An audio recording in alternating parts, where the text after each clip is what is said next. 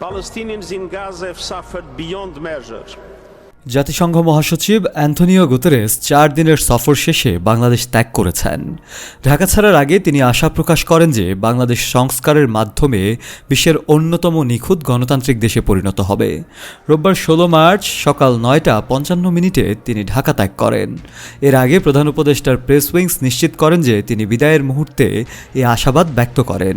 প্রধান উপদেষ্টার উপপ্রেস সচিব আবুল কালাম আজাদ মজুমদার জানান, বাংলাদেশ ত্যাগের আগে জাতিসংঘ মহাসচিব প্রধান উপদেষ্টা অধ্যাপক মোহাম্মদ ইউনূসের সঙ্গে টেলিফোনে কথা বলেন এবং বিদায়ী শুভেচ্ছা বিনিময় করেন।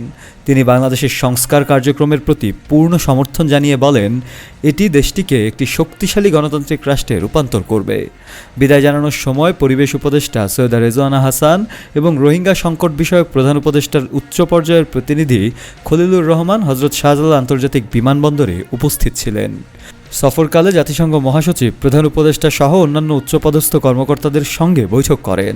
তিনি রোহিঙ্গা শিবির পরিদর্শন করেন এবং সেখানে প্রায় 1 লাখ রোহিঙ্গার সঙ্গে রমজান সংহতি ইফতার ভাগাভাগি করেন।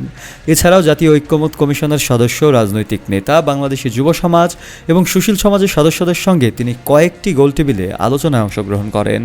এ সফর বাংলাদেশে জাতিসংঘের গুরুত্বপূর্ণ অংশীদারিত্ব ও ভবিষ্যতের উন্নয়ন পরিকল্পনার প্রতি তার প্রতিশ্রুতির প্রতিফলন ঘটায়। শফেল মাওলা, কালের কণ্ঠ।